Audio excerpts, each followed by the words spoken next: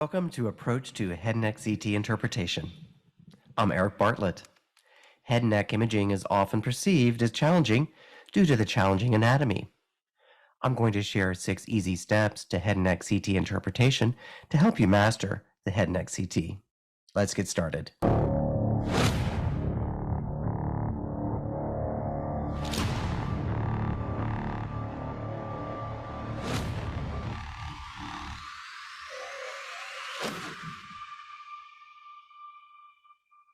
By the end of this session, you'll have a new approach to interpreting head and neck CT, focusing on critical anatomic areas that can become pitfalls. Before you begin, make sure you know about your patient. What is the clinical question or concern? If you are reviewing a follow-up examination, be sure to evaluate the original pathology and all other relevant prior exams. Now, let's plan your approach. Here are the 6 easy steps to interpreting a head and neck CT. Today, we're going to emphasize 3 of these steps that may become pitfalls: the special spaces, the lymph nodes, and the mucosal spaces. Starting with step 1, let's start at the top with the brain and orbits. Although the gray-white junction may not be well evaluated on a head and neck CT, careful review of the brain and orbits may reveal important pathology associated with the primary concern, or demonstrate an unexpected finding, or demonstrate an unrelated finding that may need special attention, and of course can help us avoid potentially embarrassing misses. Moving on to step 2, the special spaces. This is a made-up name that we use to draw attention to 2 specific regions of interest in head and neck imaging. The first being areas where the extracranial world and the intracranial world connect. The second area of interest are the fat spaces of the face. Let's take a look at the potential connections between the extracranial and intracranial world, specifically the orbital foramina, the skull base, and the pterygopalatine fossa. Starting with the orbital foramina, the areas that potentially connect the extracranial and intracranial worlds include the superior orbital fissure, the optic canals, and inferiorly, as the superior orbital fissure ends, there is the inferior orbital fissure along the posterior floor of the orbit. Within the skull base, the areas that connect the extracranial and intracranial worlds include the foramen lacerum, between the occipital bone and the petrous apex. More inferiorly, there is the foramen spinosum and the foramen ovale. Continuing inferiorly, there is the carotid canal and the jugular foramen. And lastly, the stylomastoid foramen and the hypoglossal canal. The third grouping of structures with the potential connection between the extracranial and intracranial world are associated with the pterygopalatine fossa. There are 6 exits to the pterygopalatine fossa. Out of these 6 exits, the foramen rotundum is the only exit with a direct intracranial extension. However, any pathology that involves the pterygopalatine fossa has the potential to extend through the foramen rotundum. The most superior exit is the inferior orbital fissure, which empties inferiorly into the pterygopalatine fossa. The second exit is the foramen rotundum that extends intracranially to the cavernous sinus. The third exit is the sphenopalatine foramen along the posterior nasal cavity. The fourth exit is the Vidian canal. The fifth exit is the pterygomaxillary fissure, the lateral exit to the pterygopalatine fossa. The most inferior exit is the pterygopalatine canal, which ends with the greater and lesser palatine foramina. The second special spaces grouping includes the superficial and deep fat spaces of the face. Let's look at some of the images of these spaces, starting with the retroantral fat. The retroantral fat pad is posterior to the maxillary sinus antrum and anterior to the superficial and deep masticator spaces. This fat is an extension from the ipsilateral buccal space. The second fat pad is the fat between the maxillary alveolus and the mandibular ramus. You should see only fat and the posterior attachment of the buccal muscle within this space. The next fat pad is within the buccal space, which is split by the parotid duct into 2 separate compartments, the anterior and posterior buccal compartments. Note that the fat in the posterior buccal compartment has a lower density than the fat elsewhere in the face. Next, we have the peripharyngeal fat within the deep face, which is adjacent to the upper aerodigestive tract. These parallel fat pads should be symmetric. Its neighbors include the masticator space anteriorly and the parotid space laterally. The carotid space is often considered part of the peripharyngeal space. The next fat pad is within the inferior alveolar foramen. Branches of the V3 nerve course through the inferior alveolar foramen to enter the inferior alveolar canal of the mandible. Soft tissue thickening here is abnormal. The mental foramen is at the far end of the inferior alveolar canal. You should also see a clear fat space around the mental foramen. Next is the fat space between the posterior mandible and the posterior mylohyoid muscle. Soft tissue filling in this space may represent tumor spread or infiltrating inflammatory change. Moving on now to step 3. Step 3 is all about the lymph nodes. This may be one of the more challenging steps.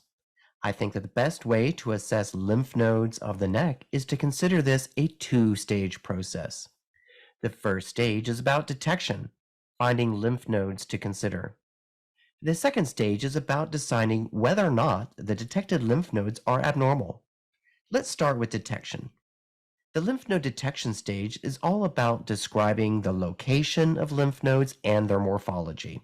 When it comes to location, we are all familiar with this diagram that defines the grouping of lymph nodes into levels within the neck. These levels allow for anatomic precision and improves communication with our clinical colleagues. But before considering the levels of lymph nodes, let's take a step back to think about where lymph nodes live. Lymph nodes live in the fat spaces of the head and neck. You can get a quick overview of the neck nodes by looking at your coronal images. In addition to location, the morphology of a lymph node is important to the detection stage of lymph node assessment. Normal lymph nodes have a bean-shaped configuration with a fatty hilum. Specific morphologic descriptions depend on whether the lymph node is homogeneous or heterogeneous in density. When the lymph node is homogeneous in density, the main morphologic considerations are the size and shape of the lymph node. The size criteria help us determine if a lymph node is enlarged.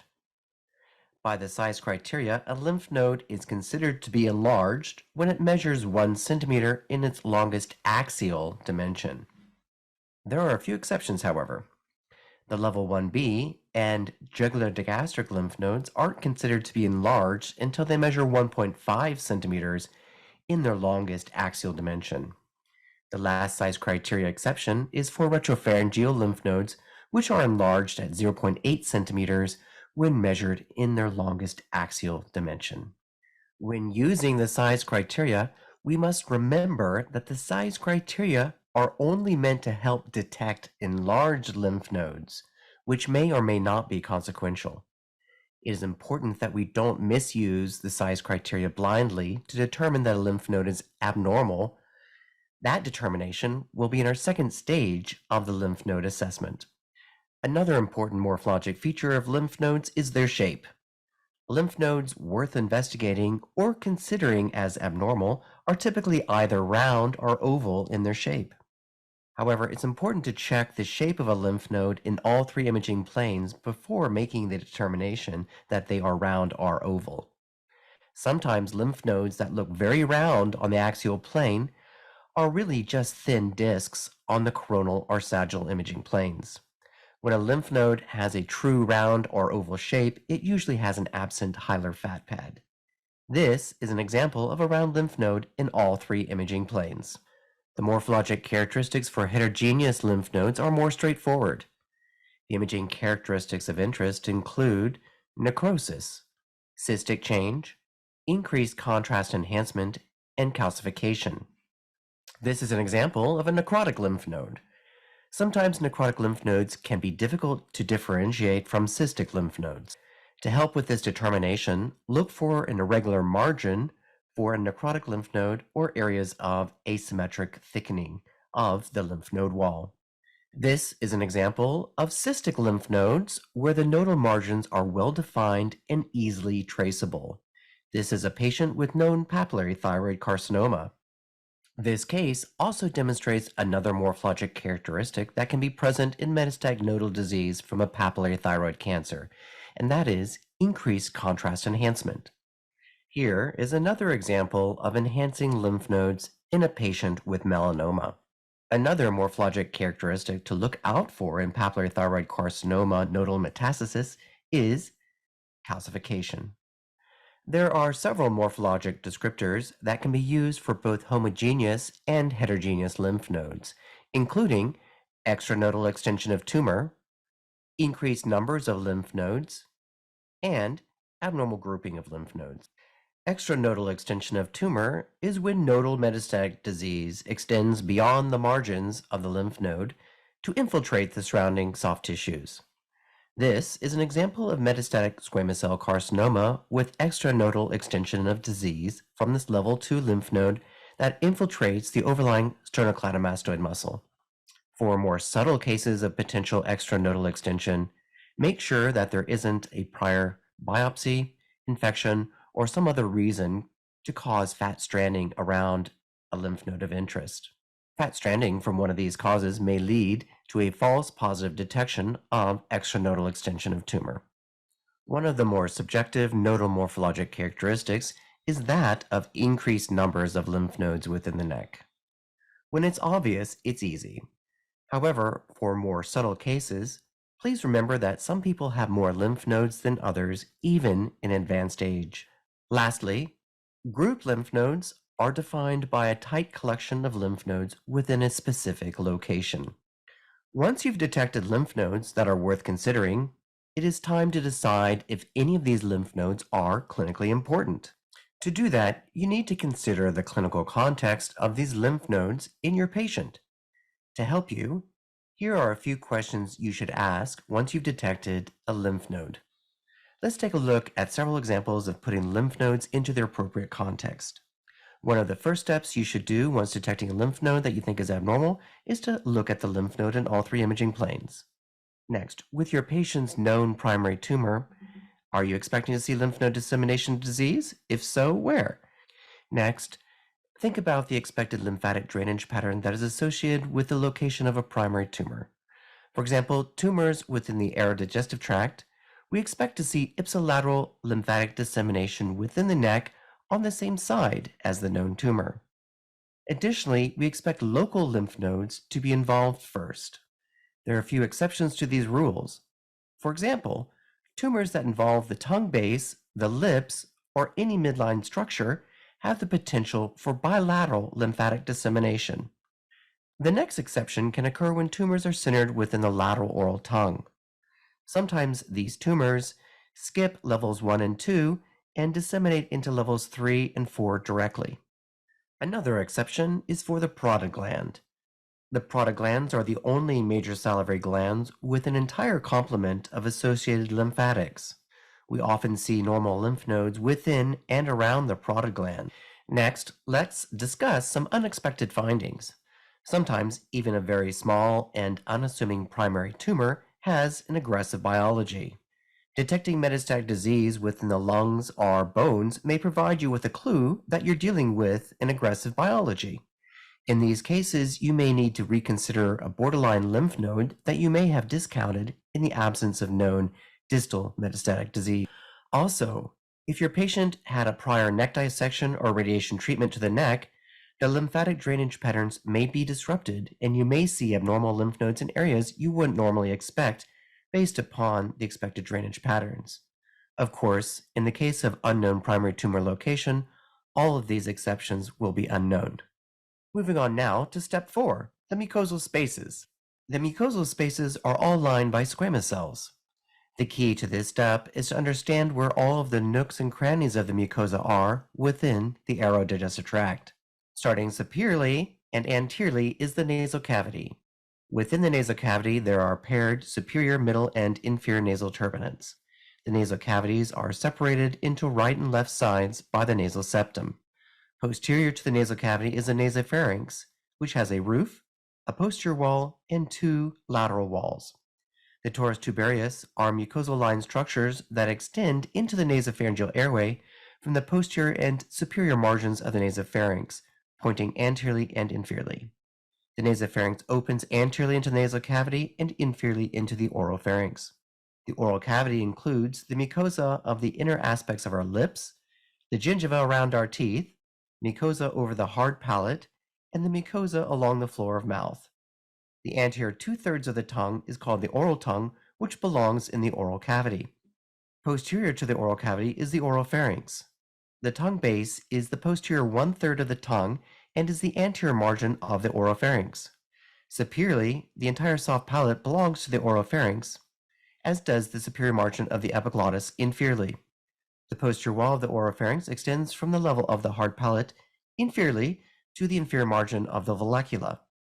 The inferior margin of the oropharynx is defined by the inferior margin of the vallecula.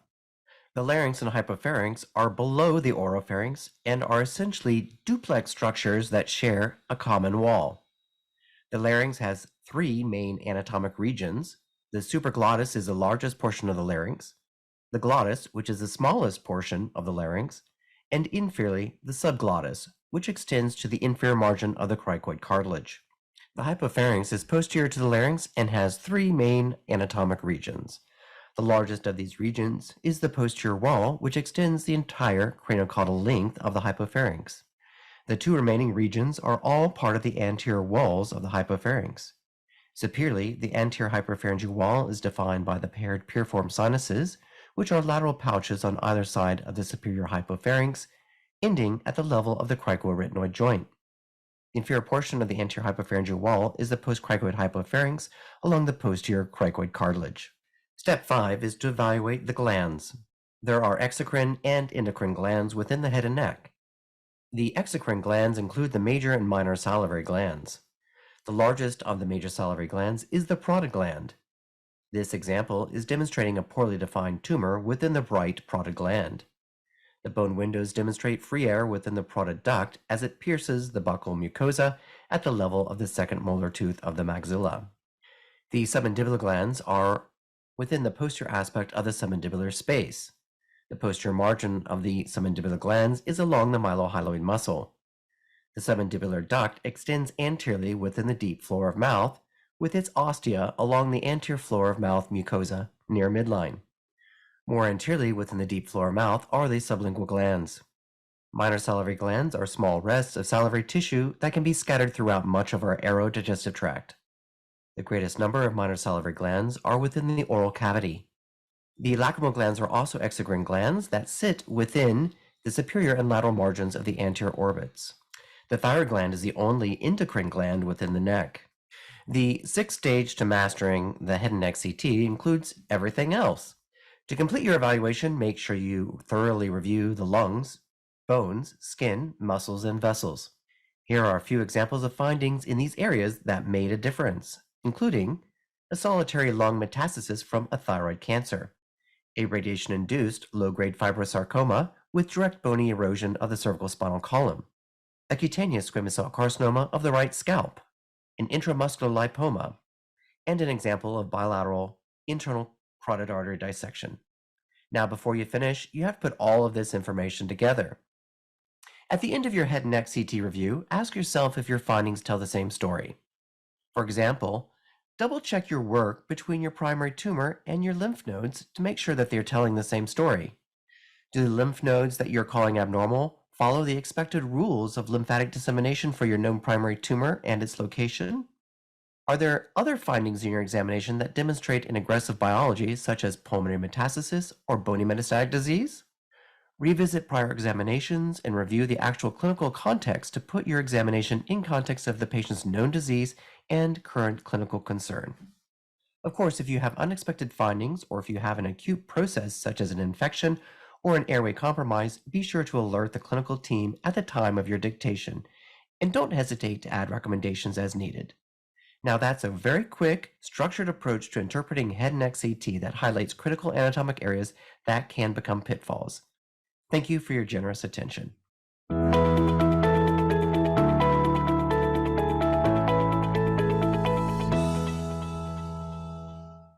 Welcome to Head and Neck Emergencies. I'm Eric Bartlett. Our goals are to describe head and neck emergencies due to infection or inflammation and airway compromise. Today, we're going to discuss non-vascular and non-traumatic soft tissue head and neck emergencies. There are two main categories of soft tissue head and neck emergencies. The first is infectious or inflammatory causes, and the second is airway compromise. When head and neck emergencies are due to infection, the signs and symptoms are usually clinically evident, allowing for a presumptive diagnosis. So why image? Imaging is needed to confirm the diagnosis, to locate the source of infection, and the potential route of spread. Additionally, imaging is needed to exclude the possibility of an abscess or an infection within the deep spaces of the face and neck. Imaging also allows you to assess the airway and to look for complications. CT is the preferred modality for all head and neck emergencies, especially for trauma, infection, and airway issues. When imaging by CT, be sure to image inferiorly through the tracheal carina to evaluate the upper mediastinum. This ensures that you've imaged through the true retropharyngeal space. For the infectious and inflammatory cases, we're going to start with cases with the aerodigestive tract. We'll move on to the deep and superficial spaces of the neck. Before we look at any cases, I'd like to remind you that the key to head and neck imaging is the anatomy. It is critically important to specifically define the anatomy where the pathology is centered. Our first case is a facial abscess from dental caries. To get you started, we're at the level of the oropharynx. These are your fascial tonsils, and this is the oral cavity. You can see that there is inflammatory change within the right perimandibular soft tissues. Let's take a look at a few more images so we can consider the pathology. As we move inferiorly, you can see the soft tissue inflammatory change in the right face. This is cellulitis. As we move towards the submandibular gland, you can see that there is an abscess just anterior to the submandibular gland within the submandibular space with surrounding inflammatory change. If we move back to the beginning, you can see that there's a defect around this posterior molar tooth, and you can see that there's some fat straining along the inner cortex of that right mandible. Let's take a look at these images on the bone windows. Here you can see the bony erosion around the dental roots of this third molar tooth in the mandible. You can appreciate the right submandibular space abscess. And I want to point out an important structure. This is the mylohyoid muscle. Here's the mylohyoid muscle on the opposite side. The muscle is normal on the right. There's a little bit of fat straining adjacent to it, but the infection has not extended into the deep portion of the floor of mouth. Odontogenic infections are the number one source of head and neck infections in adults. They usually start as either a periodontal or an endodontal process. As mentioned, once you identify the source of the infection, you need to look for areas of potential infection spread. This is relatively predictable in odontogenic infections. For example, in the maxilla, if you have an infection centered in your incisor, canine, premolar, or first molar teeth, the buccal space is the space that is at most risk for infection spread. In the maxilla, if you have infection centered in your second molar tooth, your masticator space is the space that is at most risk for infection spread. In your third molar tooth of your maxilla, it's the parapharyngeal space that is at most risk for infection spread. Moving to the mandible, if you have an infection centered in your mandibular incisor, canine, or first premolar teeth, it's your sublingual space that is at most risk for infection spread. And as in our case we just looked at, if you have an infection in your second or third molar teeth of your mandible, it's your submandibular space that is at most risk for infection spread. Our next case is a peritonsillar abscess. So we're starting at the level of the nasopharynx, and you can already see that there's inflammatory change within the right lateral and posterior walls of the nasopharynx. Let's look more inferiorly to find the center of the pathology. On this image, we're starting to see the superior pole of the right peritonsillar region. Moving more inferiorly, you can start to see that there is an abscess that's centered within the right superior pole of the peritonsillar region. You can see that there's surrounding tonsillitis and inflammatory change within the oropharynx. The inflammatory change extends inferiorly to involve the area epiglottic fold and the right piriform sinus. There's also more superficial inflammatory change. This is just to remind you that in all infection cases, you need to image through the carina to make sure you image through the danger space. On the coronal and sagittal images, you can clearly see the abscess pocket within the superior pole of the right peritonsillar region and the inferior tonsillitis. Tonsillitis is the number one head and neck infection in children, and a peritonsillar abscess is the most common result of uncontrolled acute tonsillitis. When the abscess forms, it's pretty rare for it to form within the tonsil itself. Instead, the abscess should form within the superior or inferior poles of the tonsil, hence peritonsillar abscess. Typical symptoms of a peritonsillar abscess include odonophagia, dysphagia, otalgia, trismus, drooling, and high fever. The parapharyngeal and retropharyngeal spaces can become involved if the abscess extends beyond the tonsillar fossa. Our next case is floor of the mouth phlegmon, also known as Ludwig's angina. So on this image, we're at the level of the nasopharynx, and you can already see that there's a lot of inflammatory change involving the lateral wall of the right nasopharynx, and the inflammatory change is extending all the way to the cutaneous surface of the right face. There is myositis of the masseter muscle and the pterygoid muscles. Inflammatory change is also present within the parapharyngeal space. But where is this infection centered?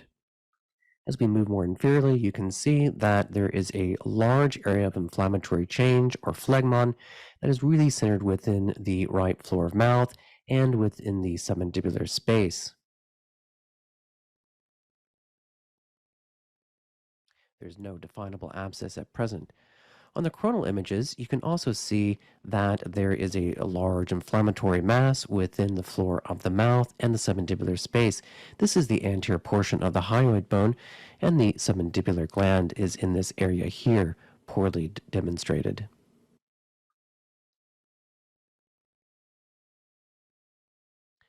So, where is the etiology? Where is the infection coming from? It's coming from the third molar tooth of the mandible. And remember from our prior discussion, if you've got an infection centered within the second or third molar teeth within the mandible, that infection is likely to go to the submandibular space first if it goes to the surrounding soft tissues. And that is exactly what what Ludwig's angina is all about. It starts as a submandibular space infection. It's usually from an odontogenic cause. The clinical presentation includes diffuse infiltrating cellulitis, and since it is centered within the submandibular space or submandibular gland, it's important to realize that it typically occurs without submandibular sialoadenitis. This is rapidly progressing and can be life-threatening. Changing gears now to the deep and superficial neck spaces. Our first case for the deep and superficial neck spaces is a case of parotitis. We're centered at the level of the parotid glands, and you can clearly see that the left parotid gland is enlarged, it's enhancing, and is surrounded by inflammatory change, including within the left parapharyngeal space. You can see part of the parotid duct here. It's not dilated, and I don't see any calcified sialolis. On the coronal, this is also very easily seen. The left parotid gland is enlarged, enhancing, and is surrounded by inflammatory change. This is a different patient, also with a left-sided acute parotitis, but there's something else going on here. There's an associated abscess within the left parotid gland. This is more easily observed on the coronal image. Parotitis can be caused by calculi, a bacterial infection, or a viral infection. Bacterial acute parotitis is uncommon, but can be a rapidly progressive process leading to abscess formation. If you have bilateral parotitis, it's likely a viral infection. This takes us to our second case in the deep and superficial neck spaces, retropharyngeal abscess. On this first image, we're at the level of the oropharynx, and you can see that the posterior wall of the oropharynx is displaced anteriorly by a fluid collection within the retropharyngeal space. Retropharyngeal space is a potential space between the posterior wall of the pharynx and the prevertebral soft tissues. In this case, this fluid represented an abscess. You can see that the abscess extends inferiorly within the oropharynx to the upper portion of the hypopharynx.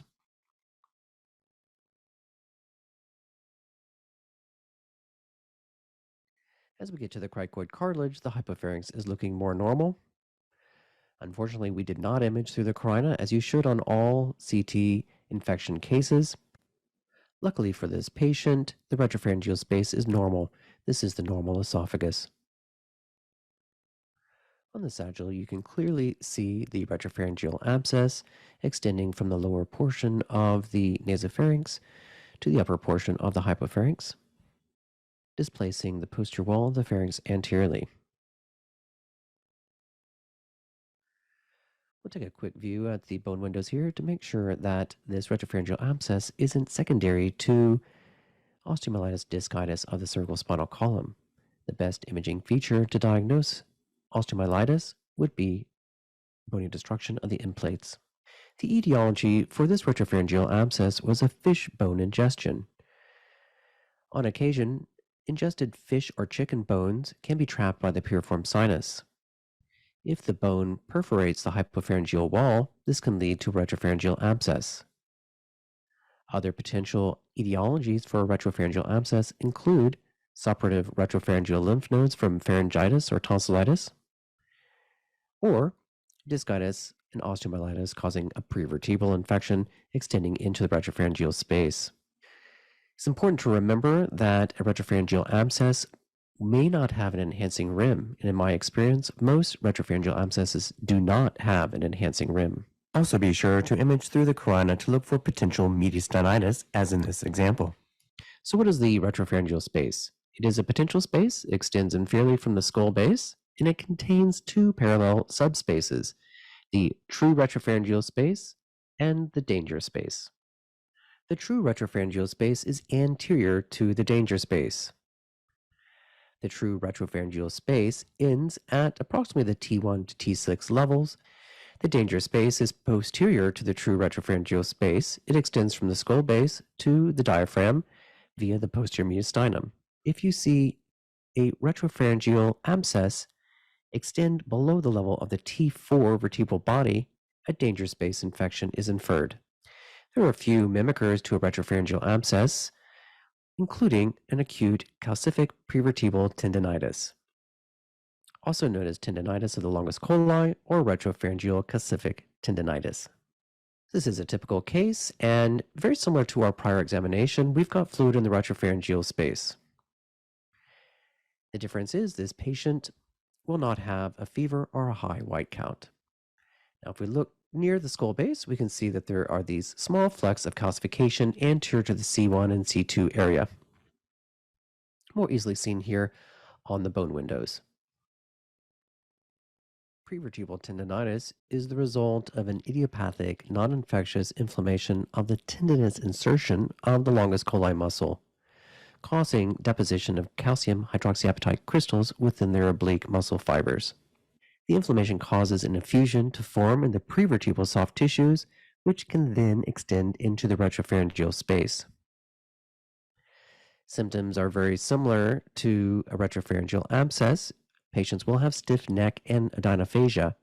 However, patients with acute calcific prevertebral tendinitis will not have a fever or an elevated white blood cell count. This is a self-limiting disorder treated with NSAIDs. Our next case is necrotic external otitis media.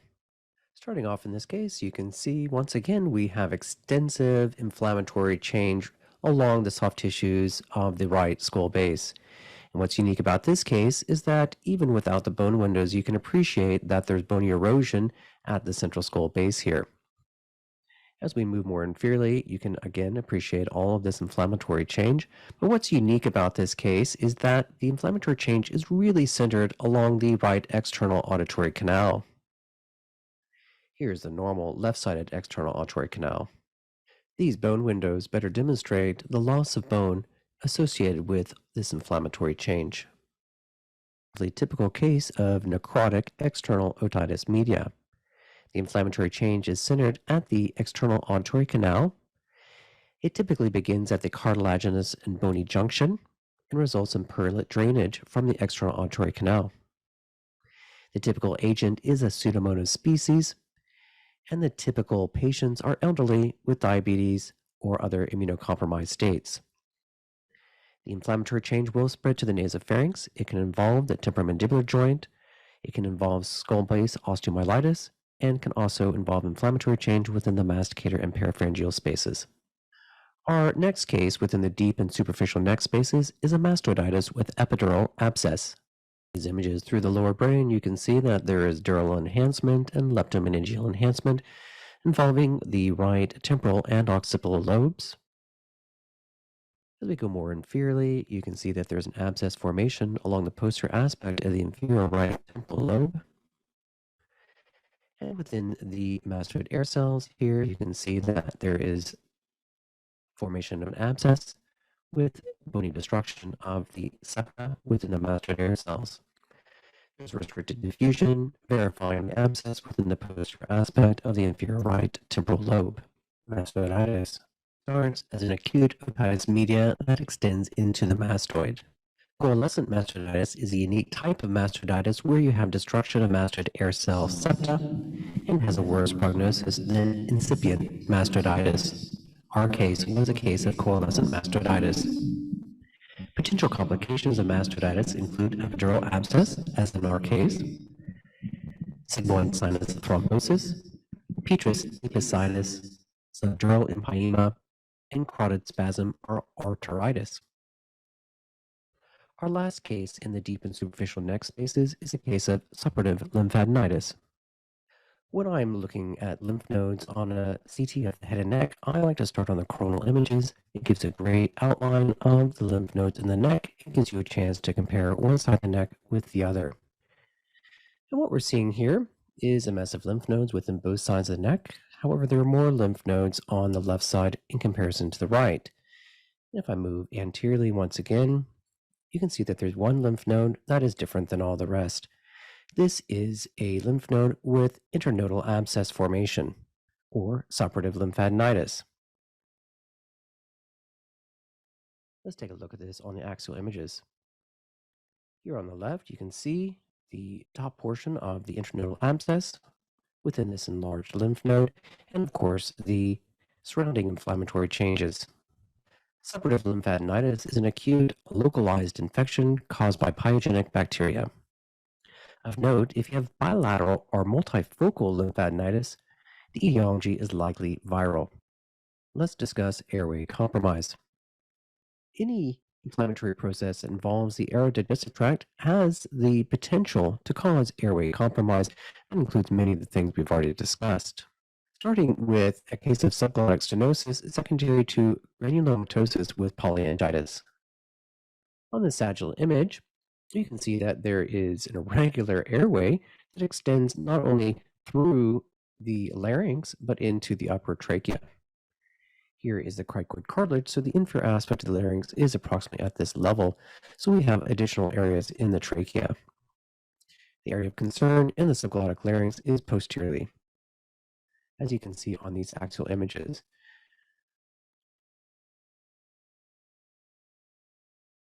So when it comes to creating stridor, the important measurement within the airway is going to be the narrowest measurement. Once the narrowest measurement reaches 1 centimeter or less, patient will likely have stridor. Granulomatosis with polyangiitis is an autoimmune inflammatory disorder of unknown etiology. Subglottic stenosis will occur in nearly 25% of patients with GPA and can extend 3 to 4 centimeters into the trachea, as in our case. The result is dyspnea and stridor. That brings us to the end of our cases. Time for a quick summary of head and neck emergencies. When you're evaluating for head and neck emergencies, remember anatomy is the key. You need to focus on the center of where the inflammatory change is occurring and think about the spaces that are surrounding it that may be at risk. When it comes to the etiology, the teeth, tonsil, and glands are the primary players here. And the true retropharyngeal space ends at approximately T4. This is why we image all our CT examinations for infection through the carina. Lastly, remember, if your airway is narrow to 1 centimeter in any direction, that is considered severe stenosis. Thank you.